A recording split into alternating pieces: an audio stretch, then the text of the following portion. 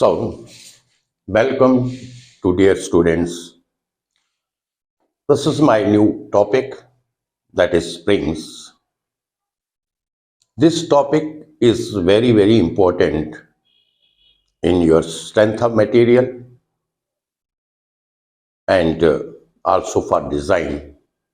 तो इस टॉपिक में मैं कंप्लीट जो स्प्रिंग का from the introduction, from the derivation, springs जो है वो क्या है, व्हाट इज इट्स फंक्शन, इसकी एप्लीकेशंस क्या हैं, इसमें हम मटेरियल कौन सा यूज करते हैं, और फिर इसका जो डिज़ाइन पार्ट है कि डिज़ाइन हम किस तरीके से करते हैं, उसके बाद कंप्लीट जो टॉपिक में जितना भी होगा इस टॉपिक को हम करेंगे, राइट। इसमें मिनिमम 6 से 7 लेक्चर होंगे जो कि आपका ये टॉपिक होगा जो कंप्लीट होगा, right. So let us start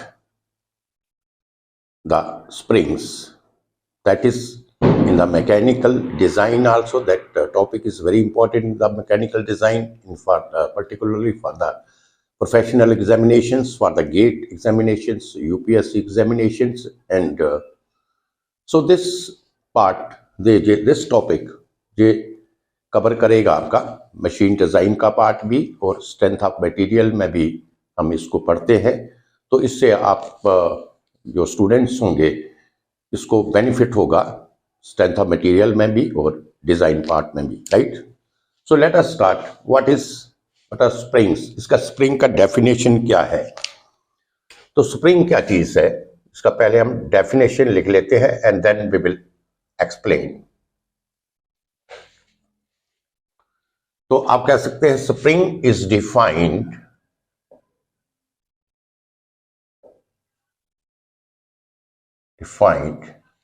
as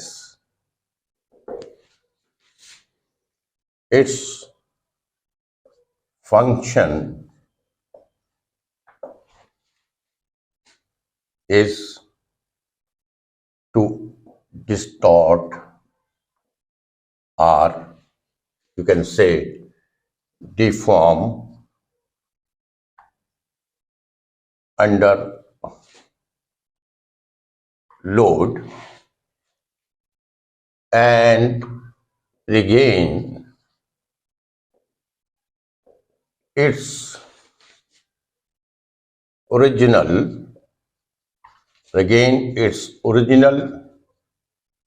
position when the load is removed, right? So what is spring? Let us understand now. Definition हमने लिख लिया है। स्प्रिंग क्या है? Spring is defined as, its function क्या है? इट्स फंक्शन, और you can say defined as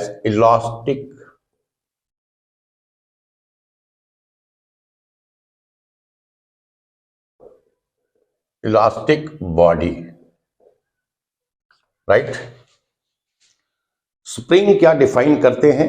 ये इलास्टिक बॉडी है, और the elastic member you can say, and its function क्या है इसका?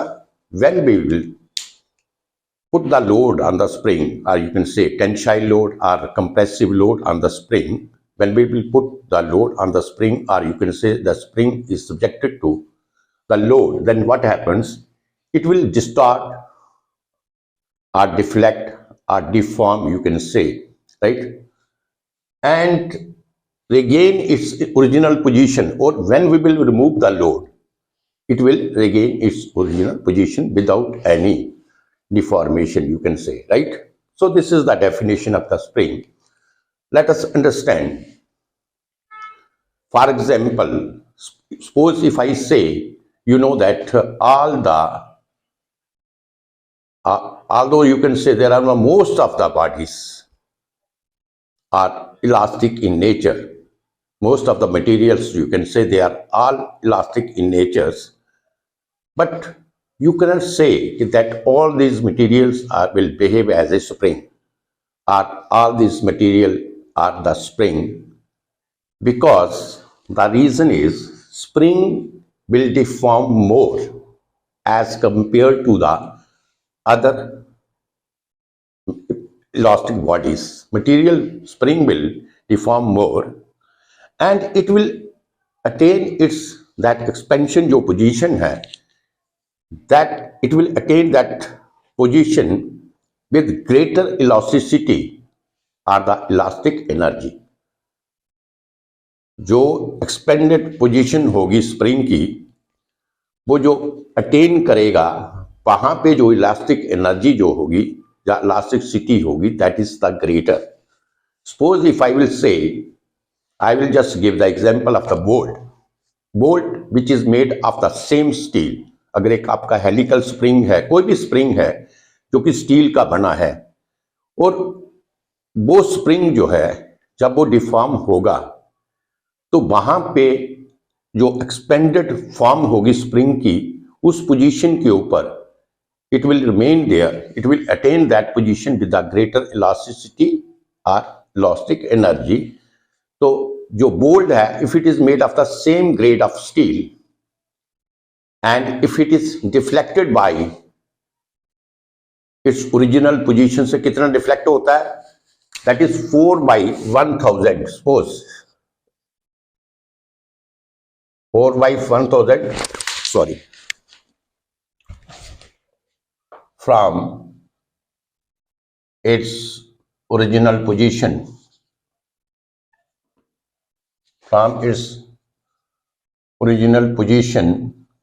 किसकी बात कर रहा हूं मैं, बोल्ट की, which is made of the same grade of steel. तो ये क्या होगा, इट विल ओवरस्टैंड देयर. ये क्या होगा, इसमें ओवरस्टैंड हो जाएगा इस पोजीशन के ऊपर, it will overstrained at this position. और देखिए डिफ्लेक्शन इसकी कितनी है, दैट इज 4/1000. अगर ओरिजिनल पोजीशन से इसकी डिफ्लेक्शन जो है 4/1000 होगा तो क्या होगा, ये ओवरस्टैंड होगा. But whereas helical spring की अगर बात करें तो that will deflect twice of its original length.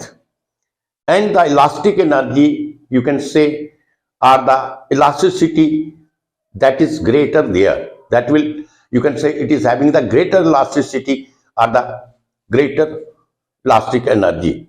और इसको ये कितना एक्सपेंशन इसका होगा, इसका जो ओरिजिनल पोजीशन है ये 2 टाइम्स भी एक्सपैंड होने के बाद इसकी जो इलास्टिसिटी है वो क्या रहेगी, वो ग्रेटर रहेगी. उसकी इलास्टिक एनर्जी ग्रेटर रहेगी, ज्यादा रहेगी. लेकिन अगर हम और किसी मटेरियल की बात करें जो कि इलास्टिक इन नेचर में है, तो अगर वो थोड़ा सा भी डिफ्लेक्ट होता तो दैट विल बी ओवरस्टेन. तो this is the definition of the spring. Spring क्या है, spring is an elastic member, you can say, and whose function is to distort or deform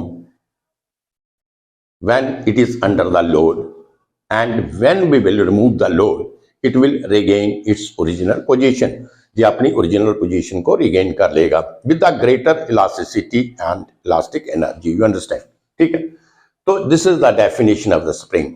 next जो है डेफिनेशन आपने पढ़ लिया कि स्प्रिंग क्या है, ये आपको पता चल गया कि स्प्रिंग क्या चीज है. जब स्प्रिंग आपका इलास्टिक मटेरियल है, इलास्टिक बॉडी है, इलास्टिक मेंबर है, लेकिन उसका फंक्शन क्या है, कि उसका फंक्शन है कि वो क्या होता है कि जब हम उसके ऊपर कोई लोड अप्लाई करते हैं, चाहे वो कंप्रेसिव लोड होगा, चाहे वो आपका टेंसाइल लोड होगा, तो उसमें क्या होगा, उसमें डिफ्लेक्शन होगी, उसमें डिफॉर्मेशन होगी.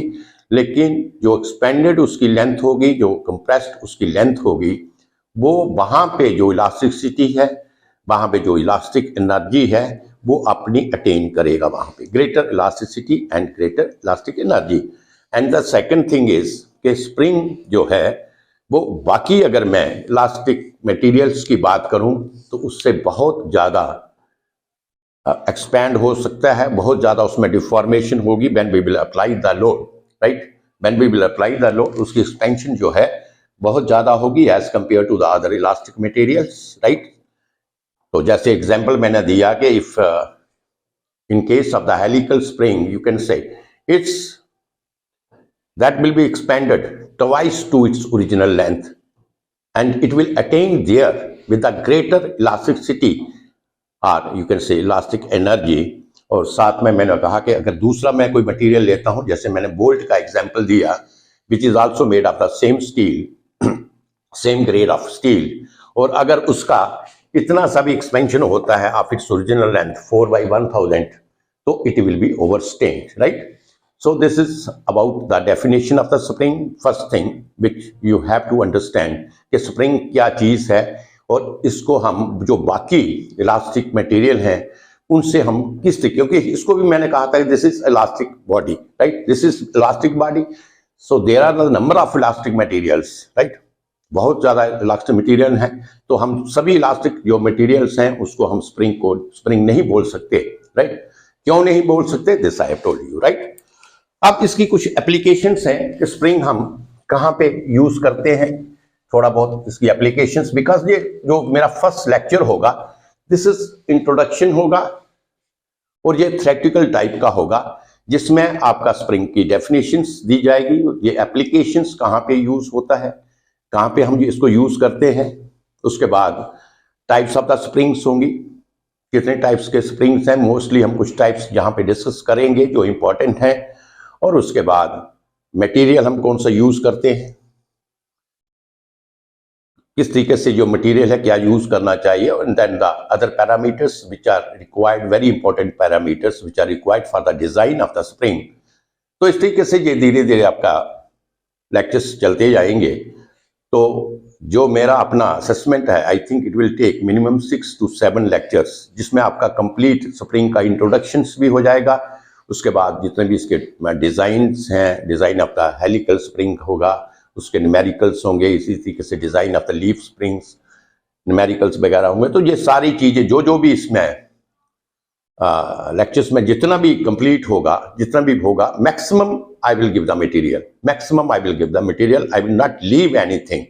तो अगर आप पूरे इसके lecture from the 1st to 7 lecture series के देखेंगे, तो वहां पे फिर आपको और कहीं पढ़ने की जरूरत नहीं होगी, because you will get the complete data. आपको सब कुछ जहां पे कंप्लीट मिलेगा, राइट. तो अगर एप्लीकेशंस हम इसकी बात करें, एप्लीकेशंस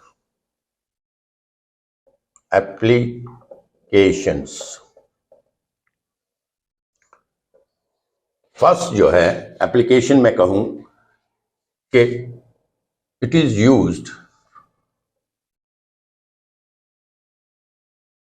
इन किसमें, to cushion absorb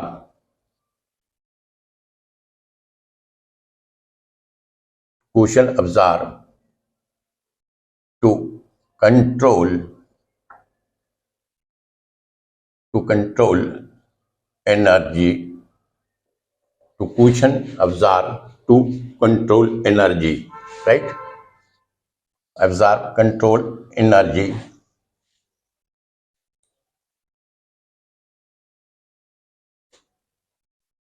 To cushion, absorb and to control energy of the shocks or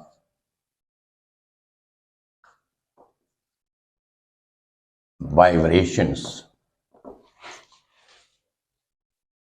So it is used for the cushion purpose also.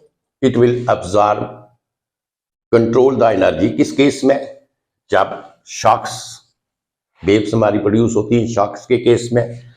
Vibrations में हम इसको इस्तेमाल करते हैं to control and absorb the energy of that vibration or the shocks, right. So for example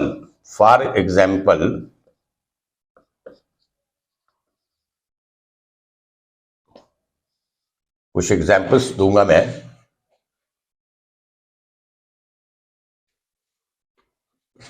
in car springs, right, automobiles में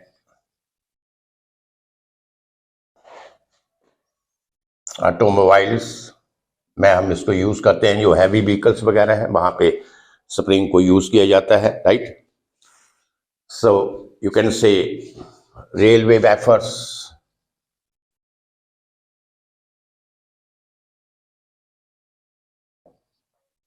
railway wafers,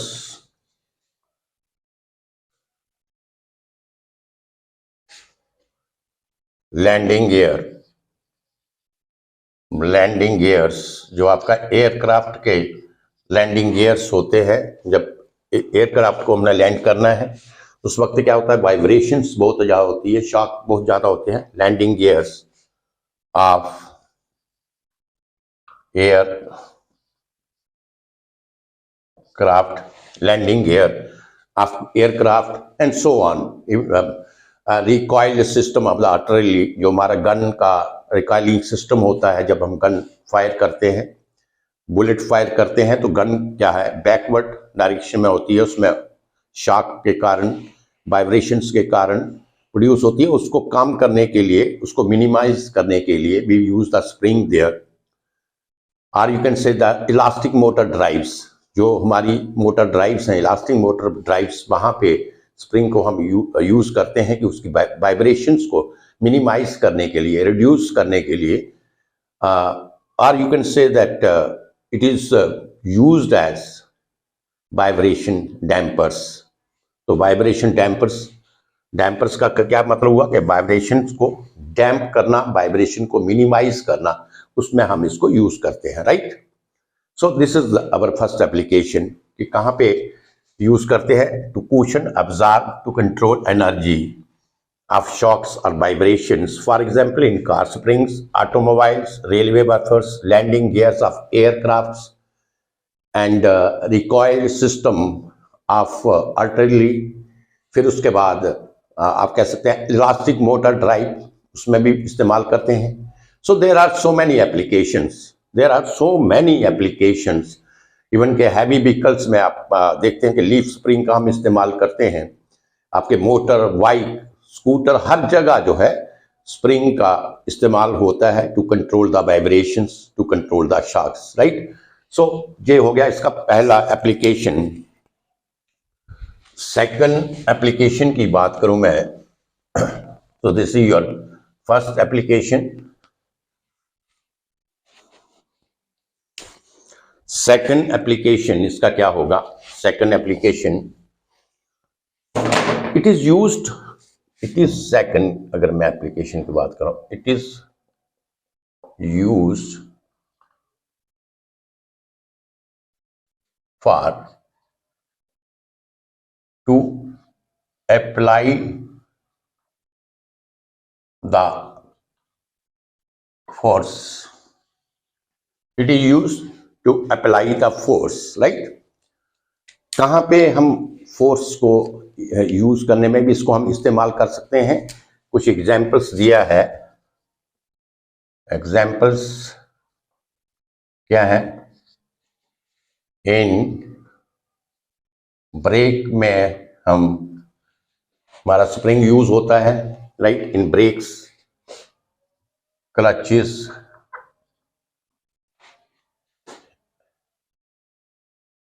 spring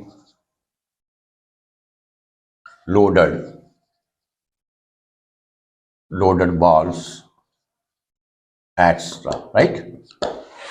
So it is used for to apply the forces। कहाँ पे, कुछ examples मैंने दिए हैं, जैसे break है, तो ब्रेक भी when we will apply the brake of any vehicle, जब हम ब्रेक को अप्लाई करते हैं, पुश करते हैं, तो वहां पे भी स्प्रिंग का इस्तेमाल होता है to apply the force, right. In case of clutches में भी स्प्रिंग इस्तेमाल करते हैं, स्प्रिंग लोडेड बाल्स वगैरह में इसमें स्प्रिंग इस्तेमाल करते हैं। तीसरा ये हो गया to control the motion, to control the motion between the two elements by maintaining the contact between them, right. To control the motion, right, to control the motion between the to control the motion between the two elements by maintaining the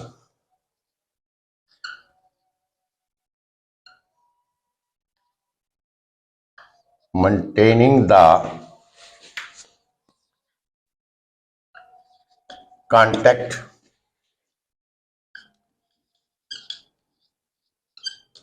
between them as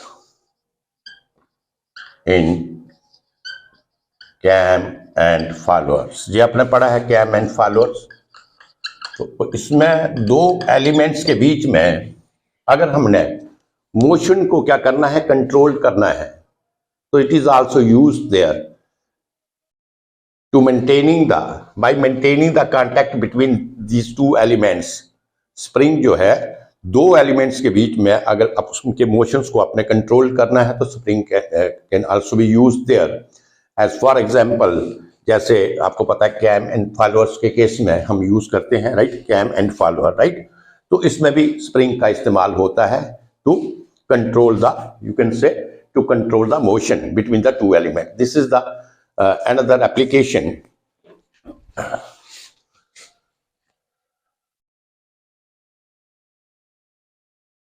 Then to measure the forces, right, to measure the forces,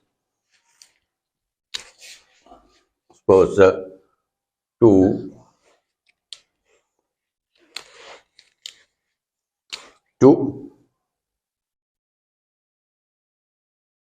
measure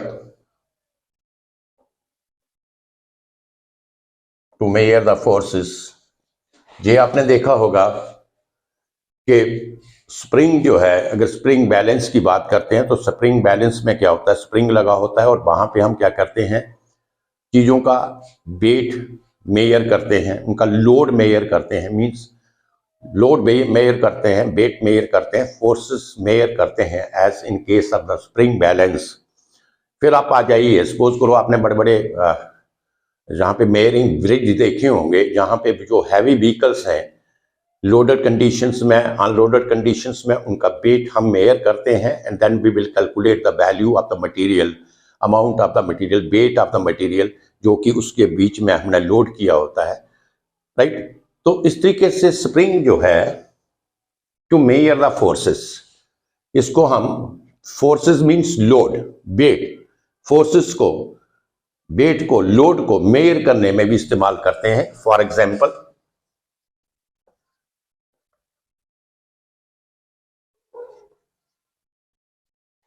in case of spring balances, right, in case of spring balance हम किस लिए use करते हैं, load को mayor करना हो। आपने देखा होगा वेइंग मशीन्स होती हैं जिसमें हम लोग भी अपना वेट जो है मेयर करते हैं, राइट, उसके ऊपर खड़े होकर हम अपना वेट मेयर करते हैं। जो आपकी ये मशीन्स वगैरह होती हैं, मेयरिंग मशीन्स, जो है वेइंग मशीन जिसे हम कहते हैं। तो इस तरीके से ये जितना भी वेइंग का जो भी प्रोसीजर है, उस सभी में, चाहे वो वेइंग ब्रिज की बात करें या हम कोई किसी भी बात करें, स्प्रिंग बैलेंस की बात करें, स्प्रिंग बैलेंस में क्या करते हैं, जो आपका 1 टन, 50 किलो, 100 किलो, 200 किलो तक, 500 किलो, इवन कि 1 टन, 2 टन तक लोड को हम क्या करते हैं, उसको बे करते हैं। तो वहां पर भी जो स्प्रिंग है, वहां पर स्प्रिंग का यूज होता है। तो इसलिए हम कहते हैं कि स्प्रिंग जो है हम यूज करते हैं जहां पे हमें फोर्सेस को मेयर करना हो, फोर्स मीन्स वेट, लोड, उसको मेयर करना हो, वहां पे हम स्प्रिंग का यूज करते हैं। आप इंजन इंडिकेटर्स, आप अगर मैकेनिकल इंजीनियरिंग की बात करूं तो इंजन इंडिकेटर्स, इंजन इंडिकेटर क्या होगा, इंजन में जो फोर्सेस हैं उसको मेयर करते हैं, वहां पे स्प्रिंग का इस्तेमाल होता है और उसके साथ एक रीडिंग होती है, इंडिकेटर होता है, जिससे हमें मालूम पड़ता है कि इस वक्त इंजन में कितनी फोर्सेस हैं, कितनी हमें फोर्सेस चाहिए, कितनी रिक्वायर्ड फोर्सेस हैं, क्या उससे ज़्यादा है, कम है। तो इंजन इंडिकेटर जो लगा होगा वहां पर हमें जो फोर्सेस हैं उसका हमें मालूम पड़ेगा कि कितना है, और ये काम कैसे होता है जहां पे भी हम स्प्रिंग का इस्तेमाल करते हैं, राइट। तो ये हो गया टू मेजर द फोर्सेस। एक और इसका इस्तेमाल है जो जहां पे मैं बता रहा हूं इसकी application, to store the energy, to store the energy. Spring का कहां इस्तेमाल करते हैं? Store the energy. जैसे फॉर एग्जांपल आपने देखा होगा हमारी क्लॉक हैं, घड़ियां जो होती हैं, रिस्ट वॉच हैं, क्लॉक हैं, तो वहां पे क्या है, एक कीज जहां पे दी होता है उसका एक सिस्टम होता है, और उसको हम क्या करते हैं, उसको हम रोटेट करते हैं क्लॉकवाइज डायरेक्शन में, राइट, की को। तो उससे क्या होता है, की को रोटेट करने से क्या होगा, अंदर स्प्रिंग लगा होगा और उसमें जो स्ट्रेन एनर्जी है वो उसमें क्या हो जाएगी, एब्जॉर्ब हो जाएगी, स्टोर होगी स्ट्रेन एनर्जी देयर। तो स्प्रिंग का वो भी एक फंक्शन होता है, और फिर ये धीरे धीरे रिलीज होगी। जिस तरीके से आपकी वॉचेस जो हैं, क्लॉक जो है फंक्शंस करती हैं, या टाइज का केस ले लेता हूं मैं फॉर एग्जांपल, जो टाइज हैं जो बच्चे इस्तेमाल करते हैं जिनके हैं, तो जो टाई का जितना भी मोस्टली जो फंक्शन है टाइज का, चाहे वो रनिंग कंडीशन है, किसी भी कंडीशन में जो टाइज का फंक्शन है, वहां पे देखा होगा वहां पे की होगा, वो हम जो स्प्रिंग बेस्ड है, आजकल ऑटोमेटिक सिस्टम भी है बट स्प्रिंग बेस्ड की बात कर रहा हूं, तो वहां पे हम क्या करते थे, वो जो वहां पे स्प्रिंग का इस्तेमाल होता है टाइज में, और स्प्रिंग का जो इस्तेमाल होता है उसका फंक्शन क्या है, टू स्टोर द एनर्जी। हम वहां पे क्या करते हैं, एनर्जी को स्टोर करते हैं, और जब बच्चा उसको टाई को यूज करता है, चलाता है, तो क्या होता है, वो एनर्जी रिलीज होती है, तो उसके साथ ही वो टाइज जो है आपका मोशन में या फंक्शन करता है, राइट। तो to store the energy in case of, लिख लीजिए, इन केस ऑफ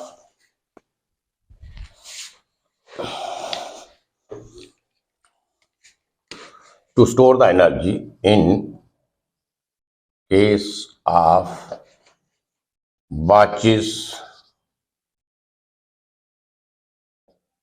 clock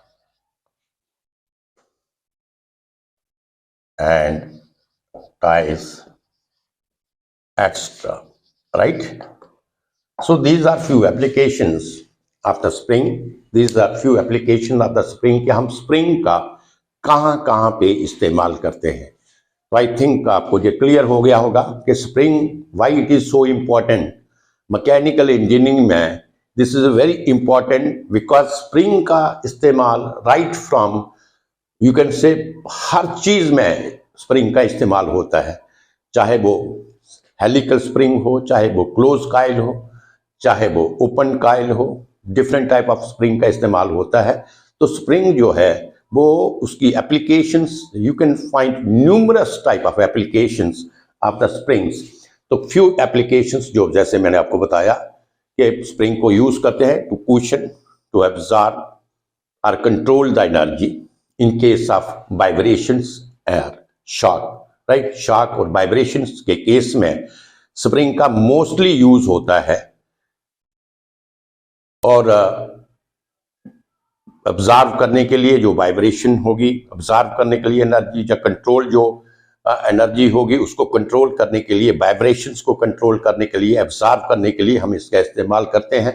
तो few examples I have given, but there are the numerous type of the examples as I have given here, that is in the cars में, car में spring होता है, वहां पे use होता है। जितने भी आपके ऑटोमोबाइल व्हीकल्स हैं, इवन टू व्हीलर्स हैं, वहां पे स्प्रिंग का यूज होगा। स्प्रिंग का यूज जो है आपका जो ब्रेक, क्लचेस वगैरह वहां पर भी होगा, you can apply the forces. तो फोर्स अप्लाई करने के लिए भी आपको स्प्रिंग का यूज होगा, राइट। जो आपका वेव्स हैं, शॉक वेव्स हैं, वाइब्रेशंस हैं, वहां पर भी इसका हम यूज करेंगे, उनको एब्जॉर्ब करने के लिए, एनर्जी को कंट्रोल करने के लिए एज ए वाइब्रेशन डैम्पर इसको इस्तेमाल करते हैं। जो हमारा रिकॉइलिंग सिस्टम है गन का, आर्टिलरी का, वहां पर स्प्रिंग का इस्तेमाल होता है, राइट। आपका लैंडिंग गियर है जो एयरक्राफ्ट का, वहां पर स्प्रिंग का। तो ये आप कह सकते हैं कि there are the numerous type of the applications, right. तो जहां पे बहुत there are so many things जहां पे स्प्रिंग का इस्तेमाल होता है। Only I have just told few things here. दूसरा मैंने कहा कि स्प्रिंग का कहां पे यूज करते हैं हम, right, to apply the forces, जैसे आपको बताया कि जहां पे आपने फोर्सेस अप्लाई करनी है वहां पर भी स्प्रिंग का इस्तेमाल होगा। जैसे फोर्सेस आप अप्लाई करते हैं केस आपका ब्रेक हो गया, क्लच हो गया, आपका स्प्रिंग लोडेड वाल्व्स होते हैं, तो वहां पर भी आप स्प्रिंग का इस्तेमाल होता है, right, to apply the forces. Then to measure the forces, वहां पर भी स्प्रिंग का इस्तेमाल होता है। जैसे मैंने आपको एग्जांपल दिया, that is the spring balance की बात की मैंने, मेयरिंग ब्रिज की बात की, हैवी व्हीकल का लोड किस तरीके से हम मेयर करते हैं, जब उसमें जो क्वांटिटी हमने इन द लोड किया हुआ है, अगर उसके हमने वेट को फाइंड आउट करना है तो हम किस तरीके से करते हैं। These are all you can say measuring forces को मेयर करने में इसका इस्तेमाल करते हैं। और ये जितनी भी आप कह सकते हैं मेयरिंग ब्रिज है, स्प्रिंग बैलेंसेस है, इंजन इंडिकेटर्स हैं, तो वहां पे स्प्रिंग का इस्तेमाल होता है, जिससे हम जो फोर्सेस हैं वो मेयर कर सकते हैं, राइट। फिर then I told you one more application of this to control the motion between the two elements. दो एलिमेंट्स के बीच में जो मोशन को कंट्रोल करने के लिए, right, by maintaining the contact between them, इन दोनों के बीच में कांटेक्ट स्प्रिंग के थ्रू कांटेक्ट होगा, और फिर इन दोनों का मोशन जो है हम क्या करेंगे, कंट्रोल करेंगे, that is also with the help of the spring. और एज जैसे अपने टॉम में पढ़ा होगा कैम एंड फॉलोअर्स के केस में, you have seen that how it will control the motion between the two elements, right. तो इस तरीके से आपका टू स्टोर द एनर्जी को भी स्टोर करने के काम में स्प्रिंग का इस्तेमाल होता है। जैसे कुछ एग्जांपल्स हैं जो आपकी जनरल एग्जांपल हैं जो कि आप डेली यूज में देखते हैं, जैसे आपका वॉचेस हैं, क्लॉक्स हैं, टाइज एक्स्ट्रा हैं, तो वहां पर भी हम स्प्रिंग का इस्तेमाल करते हैं। So these are few applications which I have told you. Spring का डेफिनेशन भी हो गया, एप्लीकेशंस भी हो गया कि स्प्रिंग कहाँ पे यूज होता है, किस लिए हम यूज करते हैं, इसका फंक्शन क्या है, इसका यूजेबल क्या है, तो ये आपका क्लियर हो गया, right. Now the next one is type of the spring.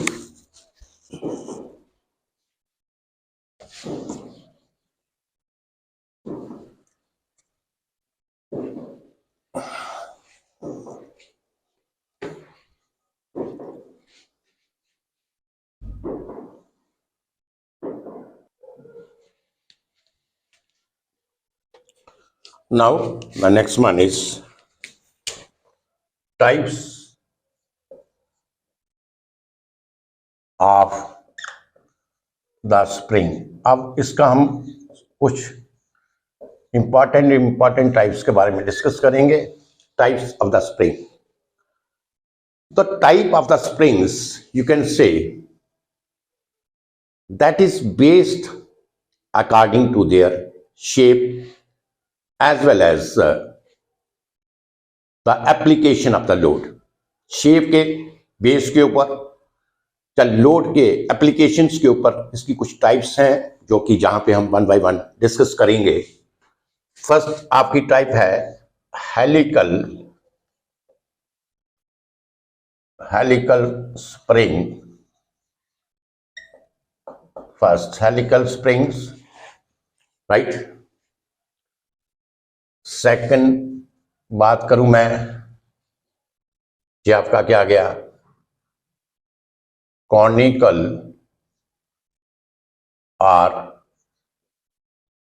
वैल्यूट spring, right. Third one torsion spring, right, third one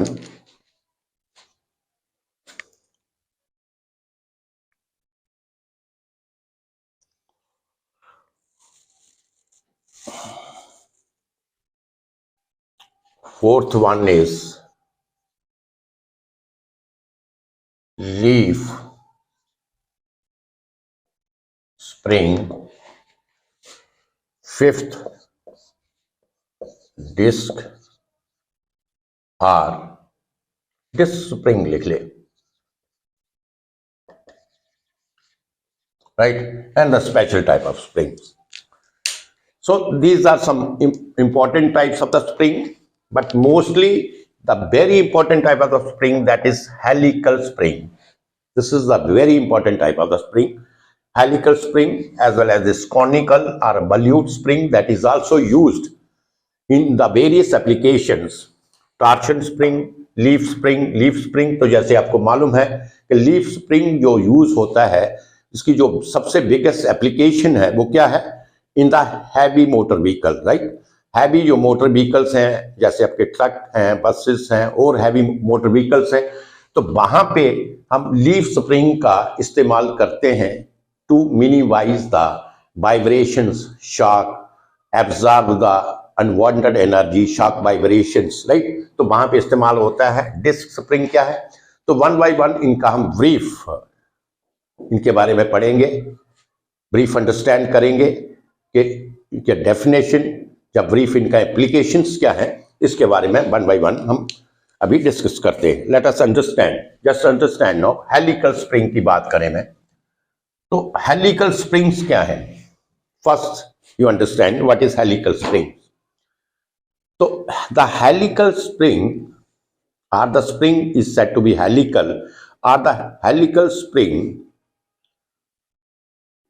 it is like that the spring wire, जो spring wire होगी, that is coiled in the form of helix. जो spring wire है ये helical form में, spiral form में, helical form में spring को हम क्या करते हैं, इस तरीके से इसको बनाते हैं हेलिकल फॉर्म में, राइट। तो you can say that it is, तो हेलिकल, इसका डेफिनेशन लिख लेते हैं। Helical springs are made of the wire, mostly steel wire, coiled in the form of helix, right। तो जो स्प्रिंग वायर है इसको हम किस तरीके से बाउंड करते हैं, किस तरीके से का काइल करते हैं, in the form of helix, like this in the form of helix, like this. You understand, helical springs are made of the wire coiled in the form of helix. तो helix के form में इस तरीके से इसको हम wire को bound करेंगे, काइल करेंगे, और ये जो स्प्रिंग होगा this is called the helix spring. You understand. अब हेलिकल स्प्रिंग्स जो है it is of the two types, जैसे ये है helical springs are two types. Helical spring की हम दो टाइप्स के होते हैं, helical springs are two types. First you can say, first type में कहता हूं compression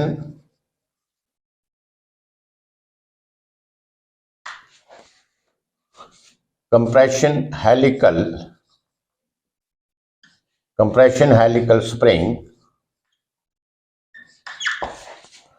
and the second one is the tensile, the tension helical spring, right? You understand? जो कंप्रेशन हेलिकल स्प्रिंग है, इसका अनदर नेम, इसको हम compression helical spring, this is called the open coil spring, right. Compression helical spring क्या होगा, open coil spring होगा, and the tension helical spring, this is the closed coil spring, right. So compression helical spring, its another name is open coil spring. Tension helical spring का another name is close coil spring. तो हम इसको first हम close coil spring के बारे में पढ़ते हैं. What is the close coil spring?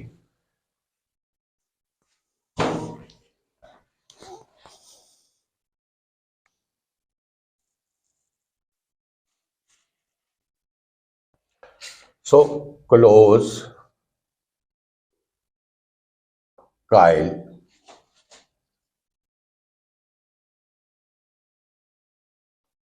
closed coil spring. Closed coil spring क्या होगा आपका? Tensile helical spring. या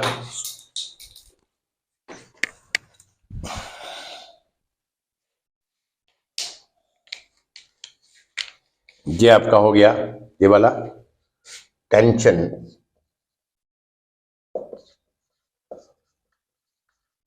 हेलिकल स्प्रिंग. देखिए जस्ट सी द डायग्राम, जिसका मैंने डायग्राम भी ड्रा किया था. This is the close coil spring. Close coil means the coils are bound in such a way. ये जो काइल्स हैं इसके are bound in such a way that there is a they are, you can say, they are having a very close contact with each other. इन ये काइल्स को हम इस तरीके से बाउंड करेंगे कि जो इनका कंसेक्यूटिव टर्न है, जहां पे देखिए they are having a very close contact with each other. Only there is a very small clearance, जहां पे सिर्फ एक वेरी स्मॉल क्लियरेंस होगा about 1 mm, you can say. Otherwise you will find here that there is no gap between the coils. There is no gap between the coil. They are very closely coiled, you can say. They are bound very closely, are having a very close contact with each other. तो ये जो spring है, this is called a closed coil spring. You understand? Closed coil किस लिए इसका नाम दिया गया? क्योंकि जो इसके coil थे, they are very closely bound to each other. They are having very small, you can say, gap between them. That small gap that be needed, that is the clearance between the two coils, and that is about 1 mm, you can say, right? So the closed coil spring, this is the tension helical spring. तो closed coil में तो first point ये हो गया. First point क्या हो गया closed coil spring में?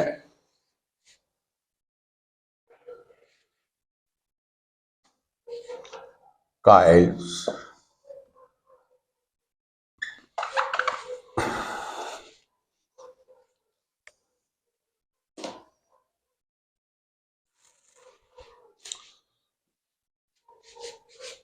when, आप कह सकते हैं when the spring wires are coiled very close to each other, right?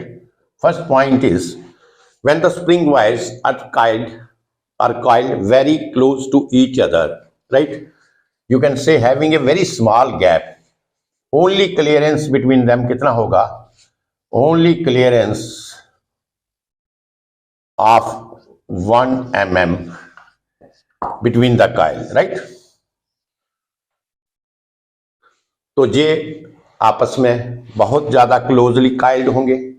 अब क्लोजली काइल्ड होंगे तो जहां पे क्या होगा, the plane of the coil, जो काइल का प्लेन होगा, this is the plane of the coil, you can say this is the plane of the coil. You will see that the plane of the coil is nearly perpendicular to the helix axis, right? किसके perpendicular होगा? ये जो helix axis है इसके perpendicular होगा. You understand? Nearly perpendicular because they are closely bound to each other. The coils are closely bound to each other. So the plane, आप कह सकते हैं plane of the coils, plane of the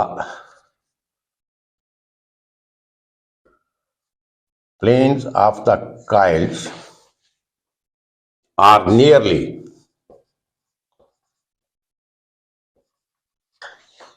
perpendicular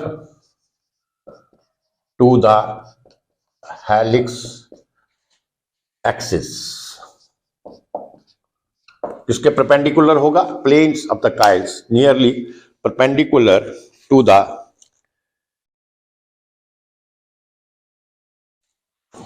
right.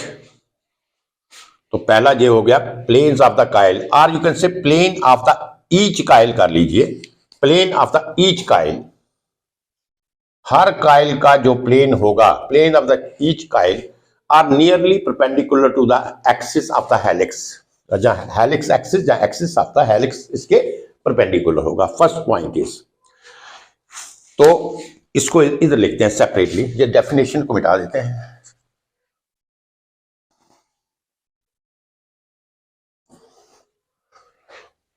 तो close Kyle में first क्या है?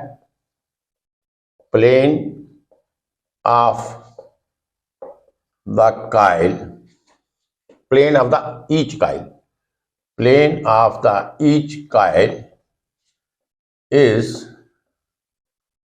nearly perpendicular to the axis of the helix, right?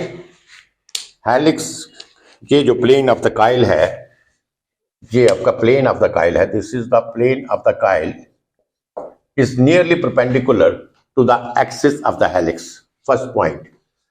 Second point, जो इसमें हेलिक्स एंगल होगा, जो very important point, helix angle, helix angle is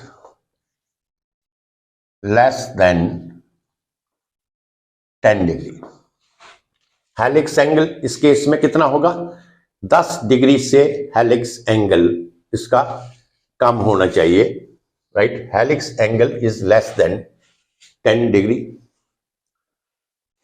third हम कह सकते हैं इसमें लोड जो है, the application of the load, the application of the load is along the axis or parallel to the axis, right?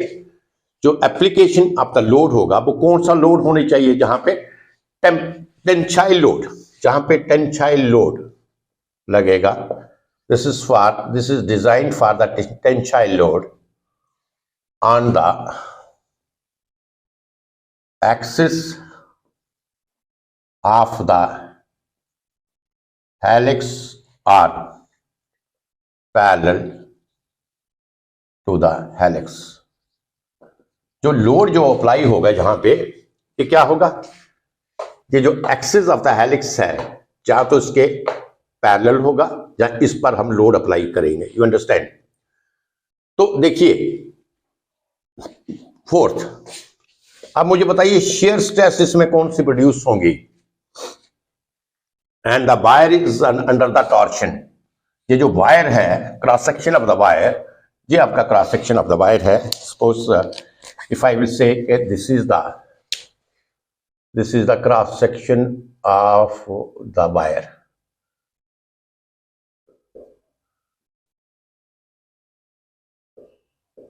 Right? This is the cross section of the wire. तो cross section of the wire, इसमें कौन सा stress produce होगा? Torsional stress produce होगा, right? कौन सा stress produce होगा cross section of the wire में? टॉर्शनल शियर स्ट्रेस प्रोड्यूस होगा। तो जहां पे स्ट्रेस कौन सी प्रोड्यूस होगी? Torsional shear stress. अगर मैं स्ट्रेसेस की बात करूं, स्ट्रेसेस इसमें क्या है? कौन सी स्ट्रेसेस प्रोड्यूस होंगी? Stresses torsional shear stress। अब टॉर्शनल shear stress क्यों प्रोड्यूस होगी? Because load is acting on the axis, right? Load क्या है? एक्सिस के ऊपर एक्ट कर रहा है, और जो इसका क्रॉस सेक्शन है that is parallel to the axis. You understand? तो जो स्ट्रेस जो प्रोड्यूस होगी यहाँ पे, and the wire is under the torsion, तो क्या होगी? Torsional shear stress will produce here। Means torsional shear stress क्या होगी? direct stress,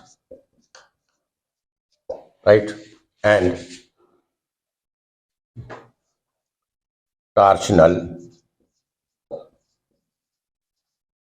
shear stress। एक आपकी डायरेक्ट स्ट्रेस प्रोड्यूस होगी और एक आपकी टॉर्शनल shear स्ट्रेस प्रोड्यूस होगी।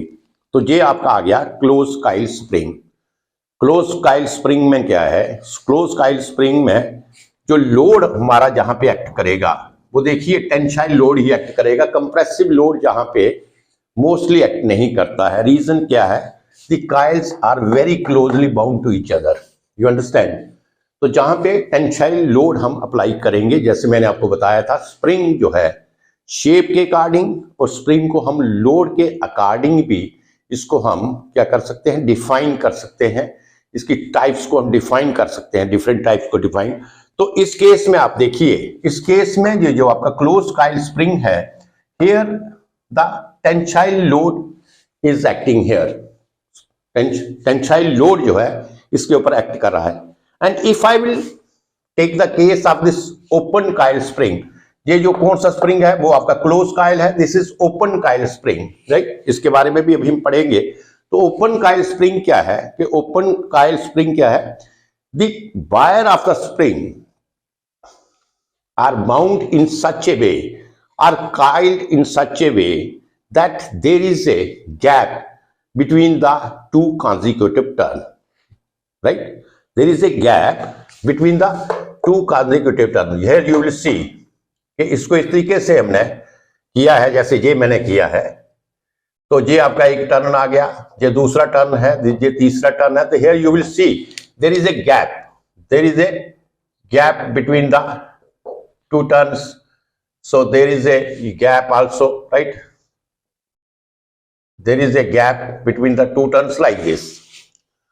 तो ओपन काइल स्प्रिंग जो है, थोड़ा सा इसके बारे में पढ़ लेते हैं, what is open coil spring. तो I think this is clear to you. Close coil spring, first thing is that its coils are very closely bound to each other, you understand, or the wire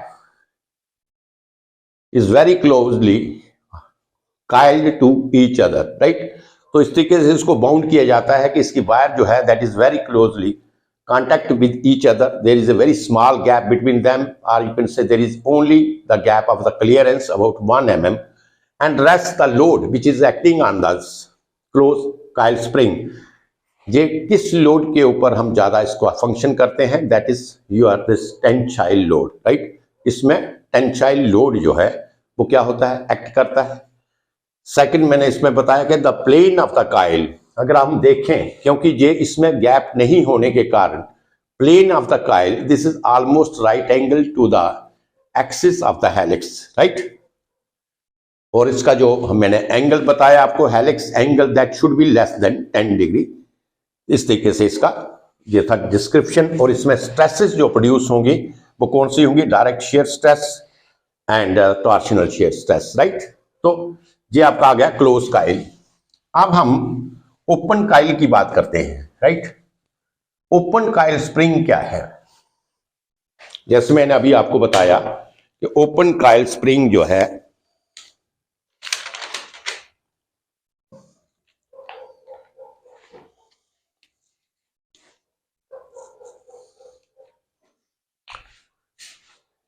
so second is open coil spring।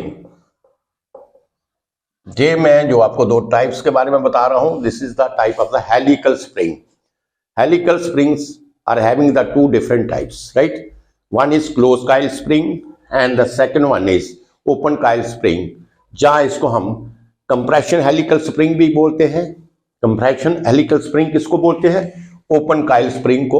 This is also called as compressive या compression, जो भी बोलो आप, helical spring. अच्छा, अब इसका design क्या है कंप्रेशन हेलिकल स्प्रिंग का। इसमें क्या है, the wires are bound in such a way the wires are bound or coiled, है ना, bound या coiled in such a way that there is the gap between the two consecutive turns, right. जहां पे जो consecutive turns होंगे, this turn, this turn, this turn, this turn, this turn, आपने देखा, तो जहां पे देर is a gap between them, जब आपका क्लोज काइल पढ़ रहे थे, there is, you can say there is a very minimum gap, there is almost no gap, they are very closely coiled to each other, they are having a contact with each other, only there is a clearance, but there is a gap between the each coil, you can say, right। तो जहां पे हर Kyle के बीच में gap होगा, first thing. Second thing है कि ये जो है, ये this is the helical spring, मैंने आपको बताया ये कंप्रेशन हेलिकल स्प्रिंग का, ये इस तरीके से ये बाउंड किया जाता है, इस तरीके से। तो ये मैंने इसका डायग्राम ड्रा करके दिया था आपको। तो ये आपका स्टील वायर है, this is the steel wire and this is coil, this is bound like a helix, right. ये हेलिक्स की तरह इसको बाउंड किया है, but only there is one difference that in this case you will find that there is a gap between the two consecutive turn. अब gap होने का क्या मतलब है? अगर जहां पे गैप है तो इट मींस जो है, जहां पे हम जो एप्लीकेशन ऑफ द लोड होगा that is the compressive load, right. जो एप्लीकेशन ऑफ द लोड हम अप्लाई करेंगे वो कौन सा करेंगे हम? कंप्रेसिव लोड, राइट, कंप्रेशन वाला, राइट, कंप्रेसिव लोड। तो लोड भी वही सेम है, that will act along the axis of the helix or parallel to the axis, right। तो इस केस में भी जो लोड होगा, लोड इज लोड अप्लाइड, कौन सा है? Compressive.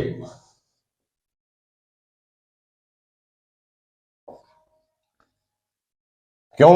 Because there is a gap between the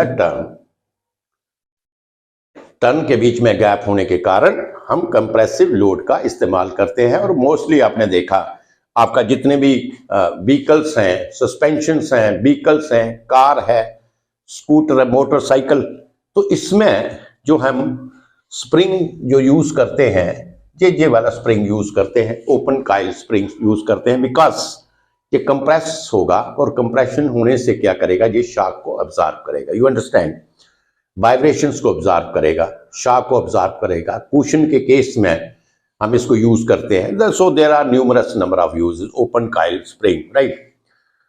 third में अगर इसकी हेलिक्स एंगल, क्योंकि मैंने उधर भी हेलिक्स एंगल के बारे में आपको बताया था कि helix angle in the close coil spring that is less than 10 degree centigrade, sorry 10 degree. तो हेलिक्स एंगल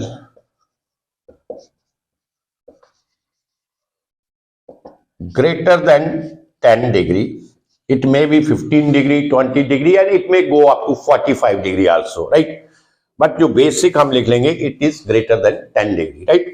हेलिक्स एंगल जो है वो क्या है? 10 डिग्री से ज्यादा होना चाहिए इसमें।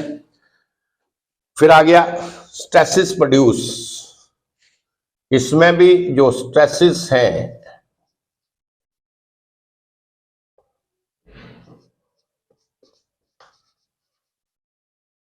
प्रोड्यूस, क्योंकि the wire is under the torsion here, तो जो स्ट्रेसेस होंगी same type of the stresses will produce, right.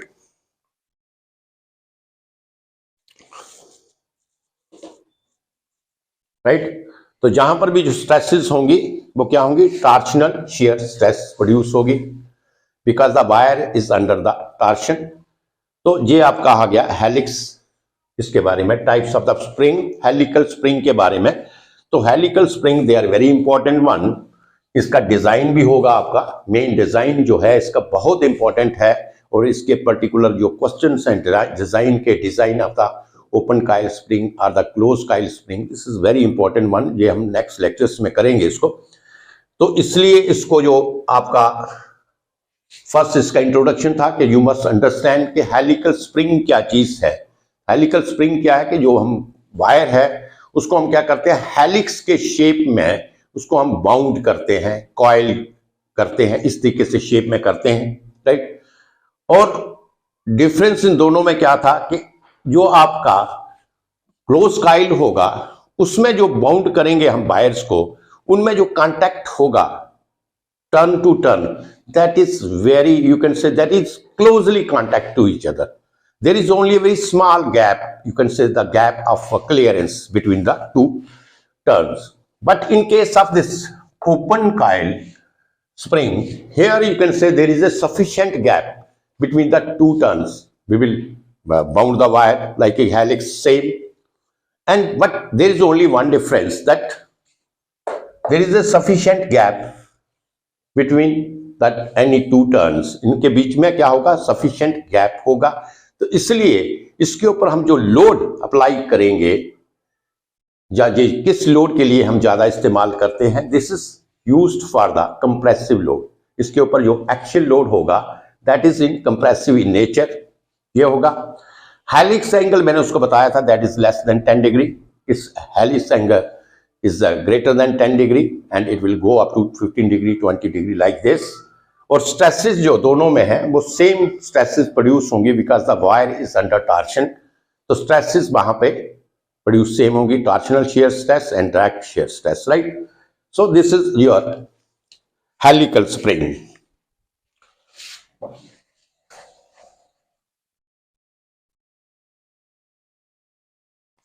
अब दूसरा आ जाता है कॉनिकल आर्बल्यूट स्प्रिंग। इसको मिटा देते हैं।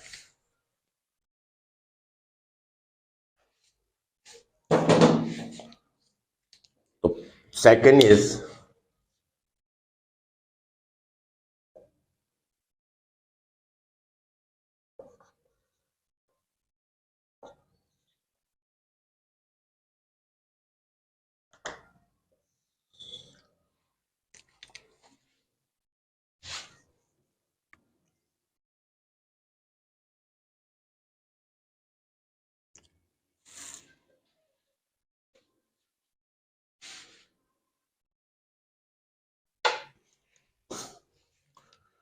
सो कॉनिकल आर्बल्यूट स्प्रिंग्स। जी मैंने इसका एक शेप बनाया था conical spring. It is just like this, it is just like a triangle.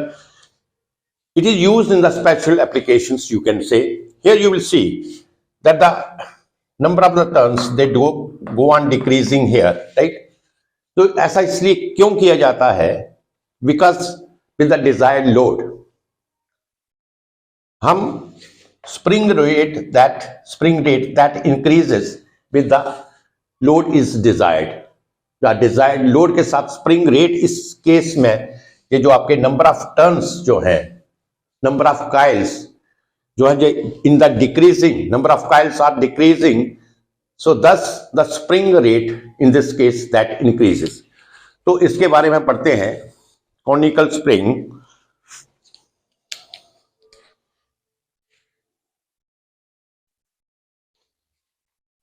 So this is called the telescopic spring or spring with spring rate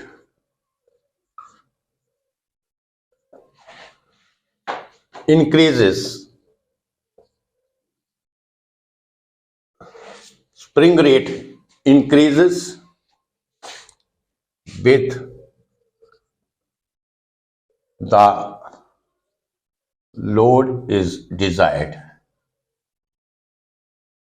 right? तो इस केस में क्या होगा कि स्प्रिंग रेट जो है वो लोड, जितना लोड हमें चाहिए, जितने लोड आप अप्लाई करेंगे, जो भी लोड डिजायर होगा उसके हिसाब से हमारा स्प्रिंग रेट जो है इसमें इंक्रीज होता है। मैं हेलिकल स्प्रिंग में एक पॉइंट बताना आपको भूल गया। इन case of the helical spring मैं लिख लेता हूं यहां पे, इन केस ऑफ ये जो मैं पीछे किया था helical spring, this is very important चीज, जो पैरामीटर था जो मैं आपको नहीं बता पाया। इन case of the helical spring क्या होता है, स्प्रिंग रेट, ये याद रखिए, very important, spring rate is constant, this is very important property, right. Helical spring में जो अभी मैंने आपको ओपन कॉइल हेलिकल स्प्रिंग और क्लोज कॉइल हेलिकल स्प्रिंग के बारे में बताया था, उसमें जो था कि स्प्रिंग रेट आपका क्या रहेगा, कांस्टेंट रहेगा। बट ये जो कॉनिकल और वॉल्यूट स्प्रिंग है, इसका स्प्रिंग रेट आपका क्या है, इंक्रीज होगा। इसका स्प्रिंग रेट कांस्टेंट नहीं होगा, इसका स्प्रिंग रेट क्या होगा, इंक्रीज होगा, राइट। तो जो कॉनिकल स्प्रिंग है, इसको हम किस तरीके से बाउंड करते हैं, इसको हम इस तरीके से बाउंड करते हैं कि जो दो कॉइल्स के बीच में जो पिच होगी, ये पिच, ये आपको पिच कहते हैं। जब हम पिच का पैरामीटर पढ़ेंगे तो आपको बताएंगे what is pitch. Pitch means the actual distance between the two coils, right. तो जो पिच होगी, इसमें जो आपकी पिच होगी, वो पिच क्या रहेगी, आपकी यूनिफॉर्म पिच रहेगी, राइट। पिच आपकी यूनिफॉर्म रहेगी। लेकिन आप देखेंगे ये जो कॉइल्स हैं, ये आपका डिक्रीजिंग इन ऑर्डर के ऊपर होंगे, number of coils are decreasing in order, thus they will increase the spring rate, right। इसी तरीके से conical or volute spring, both are same, there is only a very small difference in the shape, rest everything is same। Volute spring it is also like this, in that case you will find the number of decreasing coils, इसी तरीके से होगा। But जो conical spring है उसमें ये ऊपर से ये ट्राइंगल जैसी शेप होगी, और जो वॉल्यूट स्प्रिंग है आपका, अगर वॉल्यूट स्प्रिंग की बात करूं मैं, तो it is a paraboloid shape. वॉल्यूट spring आपका क्या है, वॉल्यूट स्प्रिंग, इसकी शेप जो क्या होगी, पैराबोलिक शेप होगी, ऊपर से parabolic shape, right, parabolic shape होगी। तो मैंने जैसे आपको बताया कि इसमें जो पिच होगी आपकी क्या होगी, कांस्टेंट पिच होगी, राइट। लीड एंगल भी आपका कांस्टेंट होगा। इसमें जो पिच होगी आपकी, that is the uniform pitch.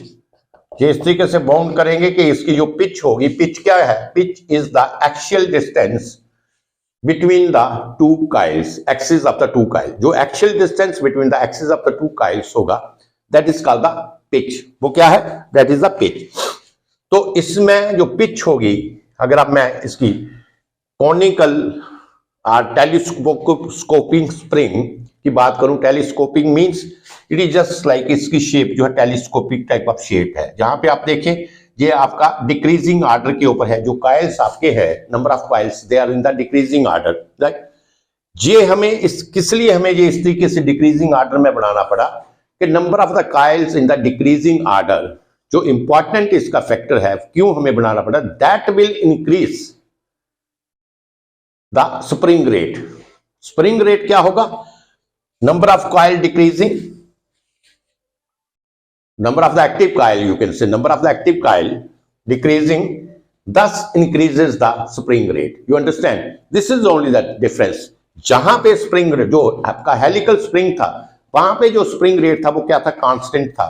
लेकिन जहां पे स्प्रिंग रेट आपका इंक्रीज होता है, तो उससे क्या होगा कि एज द लोड डिजायर, हम लोड को बढ़ाएंगे या कम करेंगे या बढ़ाएंगे, तो हमें स्प्रिंग रेट जो है उसके अकॉर्डिंग हमारा स्प्रिंग रेट हमारा क्या होगा, इंक्रीज होगा, बढ़ेगा।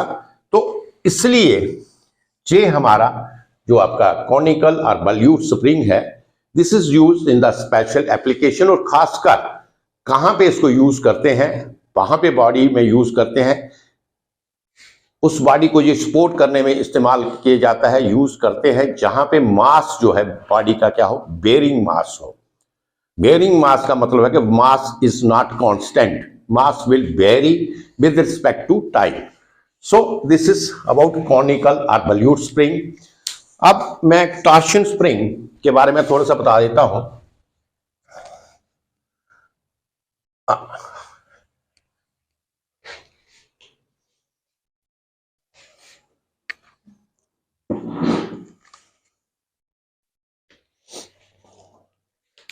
तो इसका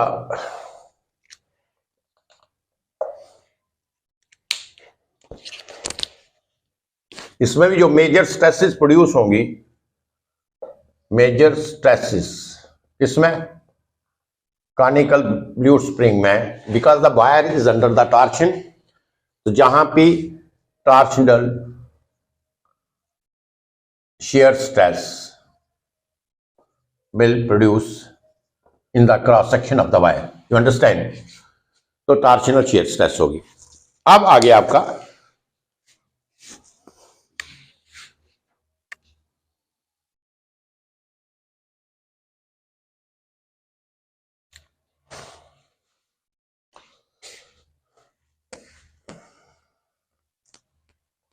torsion spring।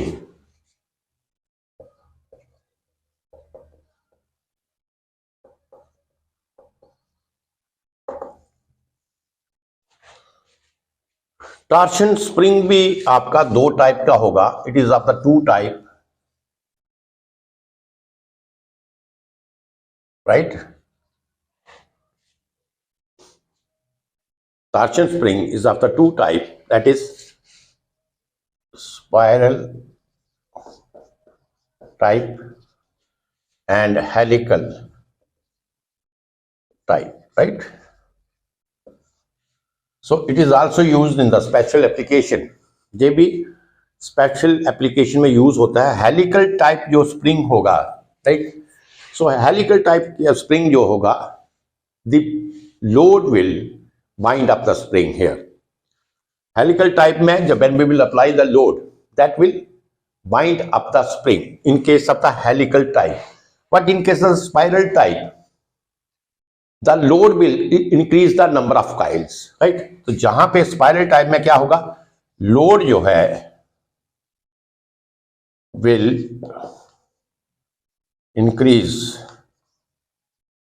the number of coils, right. और जहां पे हेलिकल टाइप में load will bind up the spring. You understand? So this is used in the electrical applications. Helical spring को हम इलेक्ट्रिकल एप्लीकेशंस में इस्तेमाल करते हैं। और जो स्पाइरल टाइप है, ये मैंने इसका डायग्राम भी ड्रा किया था स्पाइरल का। Spiral type of the springs like this, it is like a spiral like this। तो जो spiral type of the spring है, that is used if it is made of the flat plate। अगर ये flat plate का बना है तो आपकी ये बाचेस टाइस वगैरह में हम इसको यूज करते हैं, spiral type of the spring। and this type of helical type of the spring that is used in the special applications, you can say that in the electrical applications में इसको यूज किया जाता है।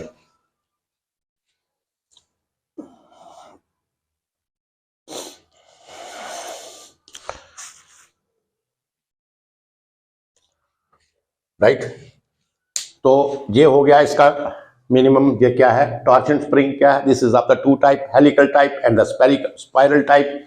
Helical type of the springs, इसका क्या function क्या है, किस तरीके से when we apply the load और if you can say under the loaded condition क्या होगा, it will bind up the spring, right. तो क्या करेगा, स्प्रिंग को बाइंड करेगा। और जो स्पाइरल टाइप है ये आपका क्या करेगा, it will increase the number of the coils. तो ये आपका जो helical type of the spring है, that will be used in the electrical applications.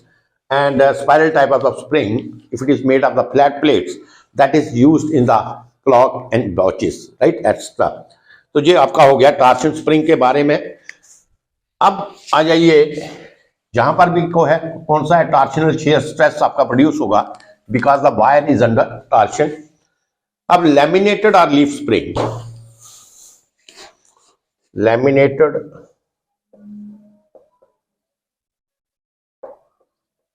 or leaf spring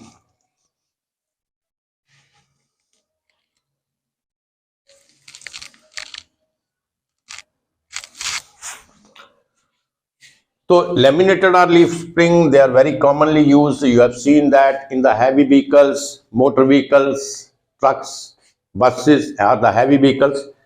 You will see that there is a laminated leaf spring to absorb the vibrations, shocks जो है उसको absorb करने में ये काम आता है.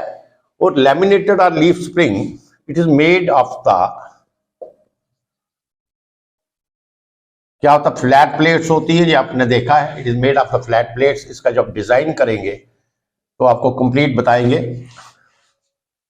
ऑफ वेरिंग लेंथ, लेंथ इसकी वेरी करती है, ऑफ वेरिंग लेंथ. और इसको हम क्या बोलते हैं, ऑफ वेरिंग लेंथ. इसको हम क्या बोलते हैं, लीव्स भी बोलते हैं, राइट. और then it is clamp in between. Centre में इसको क्लैम्प किया जाता है बाय द यू बोल्ट से. हम क्या करते हैं, इसको क्लैम्प कर देते हैं, सेंटर से इसको क्लैम्प कर देते हैं. और ये आपने हैवी व्हीकल्स में, मोटर व्हीकल्स में और हैवी जो आपकी मशीनरी है, व्हीकल है, वहां पे आपने देखा होगा. एंड इट विल फंक्शन, जो इसका होगा वो क्या फंक्शन होता है, जो आपकी शॉक्स हैं, जो वाइब्रेशंस हैं, लोडिंग व्हीकल में, अनलोडिंग व्हीकल में, जब व्हीकल मूव होता है तो उसमें क्या होता है कि शॉक्स प्रोड्यूस होते हैं, वाइब्रेशंस प्रोड्यूस होती हैं, शॉक्स वेव प्रोड्यूस होती हैं. तो ये शॉक को एब्जॉर्ब करने में, वाइब्रेशन को एब्जॉर्ब करने में, एनर्जी को कंट्रोल करने में, तो ये हम इस्तेमाल करते हैं, right. It is made of the flat plates of the bearing length. तो इसको हम कैरेज स्प्रिंग भी कहते हैं. कौन सा स्प्रिंग कहते हैं, कैरेज स्प्रिंग. इसको हम कैरेज स्प्रिंग कहते हैं. और अगर स्ट्रेसेस की बात करूं मैं, तो स्ट्रेसेस इसमें कौन सी प्रोड्यूस होंगी. देखिए ये बेंडिंग है, आपका नॉर्मल लोड इसके ऊपर ये इस तरीके से है. Leaf springs are like this, ये leaf springs are like this, right. तो इस तरीके से है लीफ स्प्रिंग.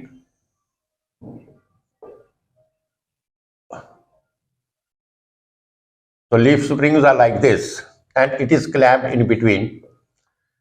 तो ये जहां से क्लैम्प किया होता है, और जो लोड आपका इसका होगा इस तरीके से, लोड क्या होगा इसमें, एक्शियल लोड इसके ऊपर एक्ट करेगा. तो इस तरीके से लोड जहां पे एक्ट करेगा, तो जो जहां पे स्ट्रेस प्रोड्यूस होगी वो क्या होगी, एक्शियल स्ट्रेस जहां पे प्रोड्यूस होगी, दैट इज द स्ट्रेस जो प्रोड्यूस होगी जहां पे, axial stress. That is the tensile stress as well as the compressive stress, right. Tensile stress,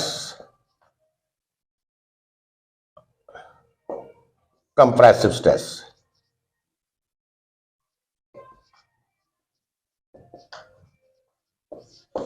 right. Tensile stress और compressive stress इसमें प्रोड्यूस होगी. फिर एक था आपका डिस्क स्प्रिंग एंड वैल्यूबल स्प्रिंग. देखिए ये डिस्क स्प्रिंग एंड वैल्यूबल स्प्रिंग ये क्या है, ये भी आपकी कॉनिकल प्लेट्स है, conical plate, conical flat plates हैं, कॉनिकल टाइप की प्लेट्स हैं. और कॉनिकल प्लेट्स को भी क्या किया जाता है, सेंटर से उसको क्लैंप करते हैं, राइट. कॉनिकल प्लेट को सेंटर से उसको क्लैंप किया जाता है. एंड इट इज जो इसमें भी स्ट्रेसेस प्रोड्यूस होंगी, जो इसमें भी स्ट्रेसेस आपकी प्रोड्यूस होंगी, वो कौन सी स्ट्रेसेस प्रोड्यूस होंगी, इसमें भी एक्शियल स्ट्रेसेस आपकी प्रोड्यूस होंगी इसमें डिस्क में.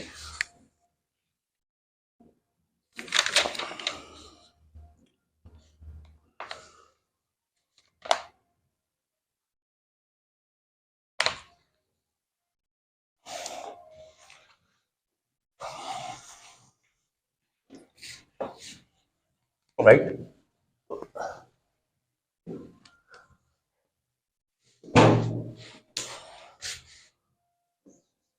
disc are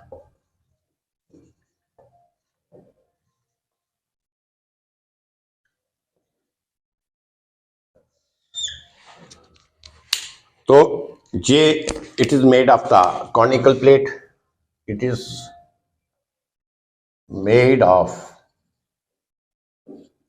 conical plates, right? And clamped with center bolt so that the plates will not slip away, right? ये हम कहां पे यूज करते हैं? यूज इसको कहां पे किया जाता है? Where we require increase spring rate, right? And we also use there where we are having very small space, जहां पे स्पेस बहुत कम होगा, सो इसकी डिमेंशंस जो है बहुत स्मॉल होती है, तो वहां पे हम इसको यूज करते हैं, और जहां पे हम इंक्रीज स्प्रिंग रेट हमें जो मिलेगा। उसके बाद स्पेशल टाइप का स्प्रिंग्स हैं, जैसे फ्लूइड स्प्रिंग्स कहते हैं, air spring, liquid spring, rubber springs like that. तो fluid springs they are mostly, उसमें भी आपका कंप्रेसिव और द एक्शन फोर्सेस हम इस्तेमाल करते हैं। They are used in some applications also, but mostly the importance type of the springs जो आज मैंने आपको बता दिया, different type of the springs, that is the helical spring, leaf spring, torsion springs. So there are the some important type of the types, जिसके बारे में detail introductions, detail उनका डेफिनेशन और डिटेल उनके बारे में बताया, राइट? तो नेक्स्ट हम देखते हैं क्या है।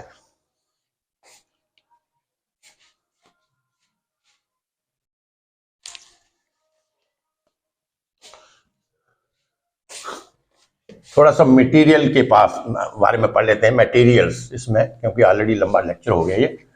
Materials,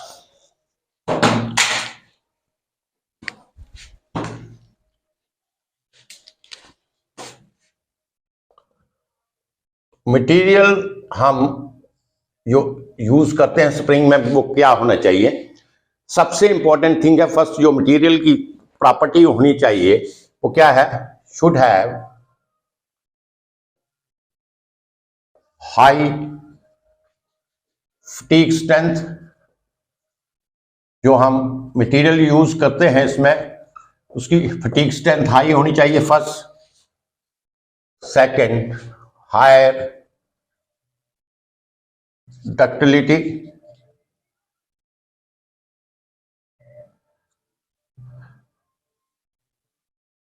higher ductility, higher resistance, higher resistance to temperature, and higher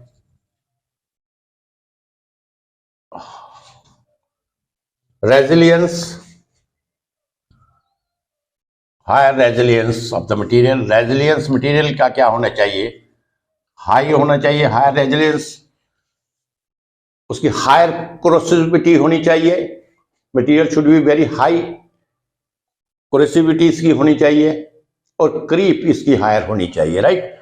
so creep resistance, और you can say higher creep resistance, higher corrosion resistance.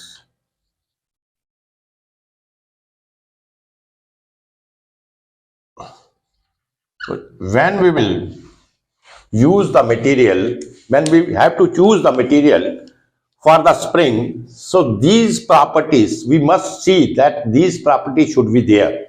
हमें जो मटेरियल्स में यूज करना है, हमें क्या क्या मटेरियल यूज करना है कि उसका मटेरियल का फटीग स्ट्रेंथ जो है वो हाई होना चाहिए, डक्टिलिटी जो है, material should be very high ductile in nature. Resistance of temperature, resistance to temperature, कि टेम्परेचर में इसमें थर्मल कंडक्टिविटी आप कह सकते हैं, थर्मल कंडक्टिविटी इसमें इसका रेजिस्टेंस ज्यादा होना चाहिए, higher resistance to temperature.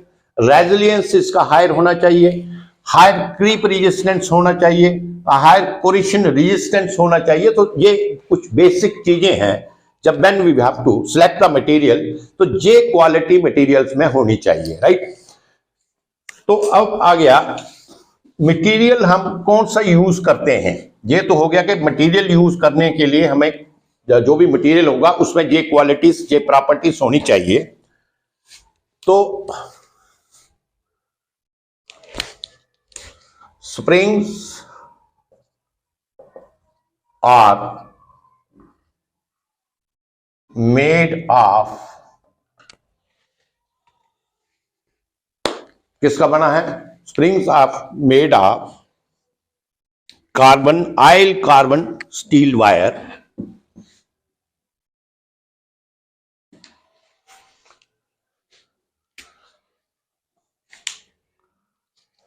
mostly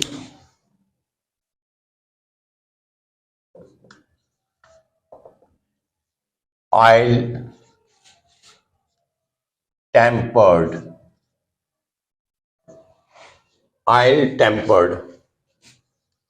carbon steel wire। समझाया?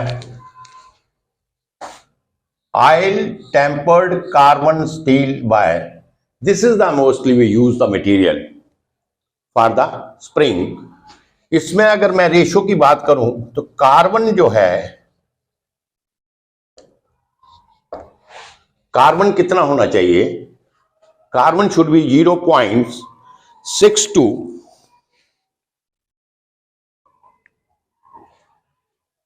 Carbon should be that is 0.6 to 0.7%, and manganese जो दूसरा इसमें एलिमेंट होगा that is manganese, that should B, जो इसका कंटेंट है that should B 0.6 to 1%, right. ये इसमें ये कंटेंट होना चाहिए। बट टू इंक्रीज द, अगर हमें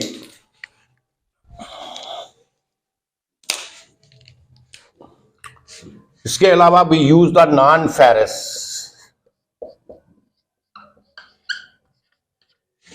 non ferrous materials, non ferrous material हम यूज करते हैं। Non ferrous materials are used to increase, किस लिए यूज करते हैं? टू इंक्रीज द फटीग, अगर हमें उसका fatigue resistance, to increase the fatigue resistance, corrosion resistance, to increase that temperature resistance, right. तो ये चीजें increase, to increase the temperature resistance, तो ये चीजें आपको इंक्रीज करने के लिए हम क्या करते हैं? नॉन फेरस मटेरियल इस्तेमाल करते हैं। और नॉन फेरस मटेरियल में क्या आएगा, इसको मिटा लेते हैं। नॉन फेरस मटेरियल आपका हो गया फास्फर ब्रोंज। तो नॉन फेरस मटेरियल क्या है? Non ferrous material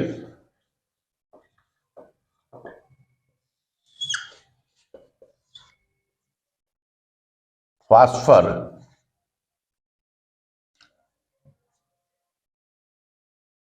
bronze, beryllium,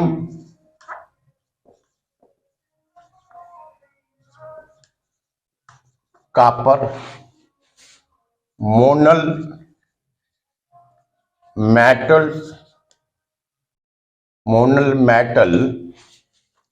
and brass.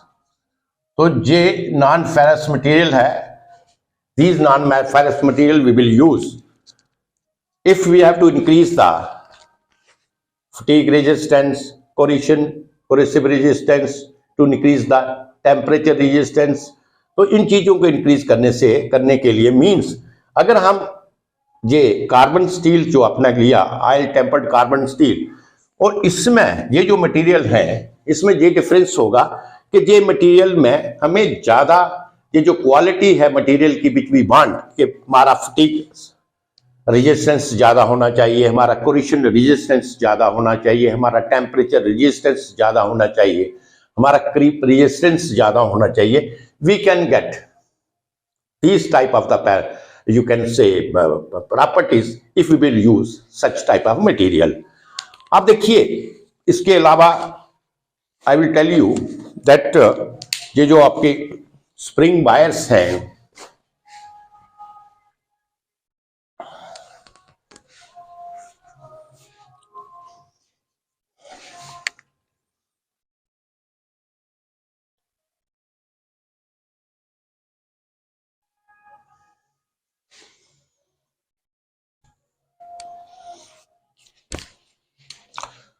तो हेलिकल स्प्रिंग, जो हेलिकल स्प्रिंग है, helical springs are formed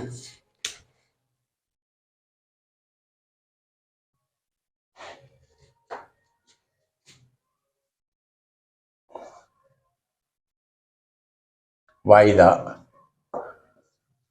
cold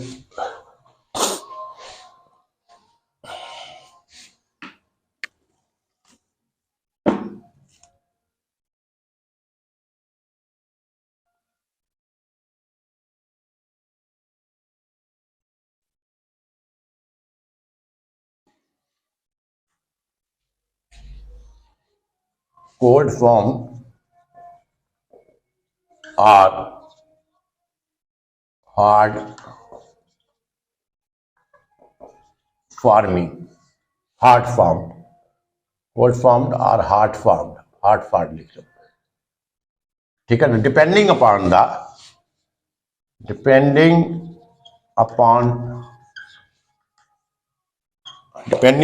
the size of the wire, कि वायर जो हम इस्तेमाल करते हैं उसके ऊपर डिपेंड करता है कि जो हम हेलिकल स्प्रिंग है ये कोल्ड फॉर्म्ड मेथड से बनाएं या हार्ड फॉर्मिंग से मेथड से बनाएं, and that depends upon the size of the wire. और अगर देखिए वायर का साइज जो है, वायर का साइज अगर आपका लेस देन 10 mm है तब ये कोल्ड फॉर्मिंग से बनेगा, राइट. और अगर ग्रेटर देन 10 mm है तो हम हार्ड फॉर्म्ड, राइट. ये याद रखना है, कोल्ड फॉर्म और hard formed, right. You understand this. One thing is more important here. One thing is also important, that the wire of the small size is having the greater strength. जो small size की wire होगी उसकी strength जो है वो क्या होगी, greater होगी, बट डक्टिलिटी उसकी क्या होगी, ज्यादा होगी. You understand. तो this is about the materials. जो हमारा मटेरियल है, हम जो मटेरियल यूज करते हैं स्प्रिंग में, कौन सा मटेरियल यूज करते हैं ये उसके बारे में.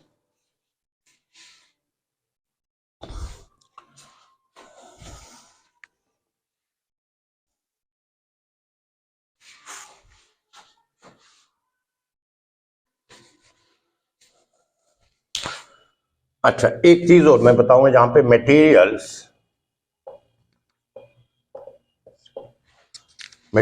Of the spring for the spring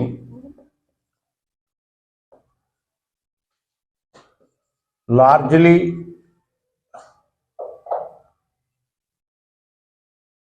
depends upon, किसके ऊपर डिपेंड करता है,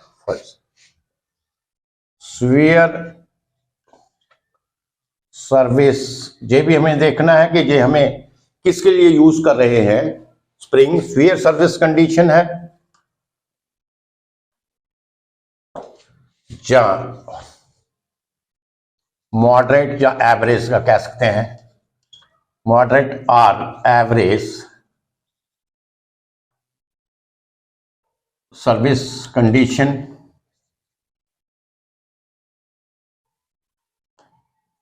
थर्ड और लाइट कंडीशन, लाइट सर्विस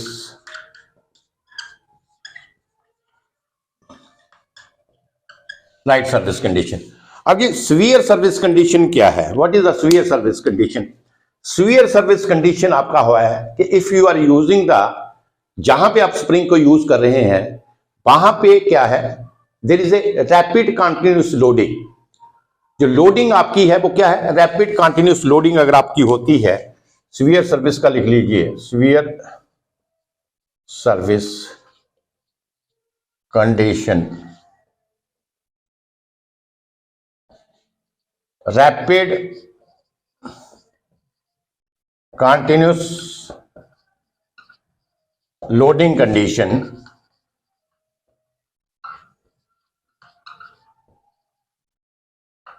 क्या होगी? रैपिड कंटिन्यूअस लोडिंग कंडीशन जहां पे the ratio of the minimum load to the maximum load और minimum stress to the maximum stress, this is 1/2 और लेस। समझा ये बात?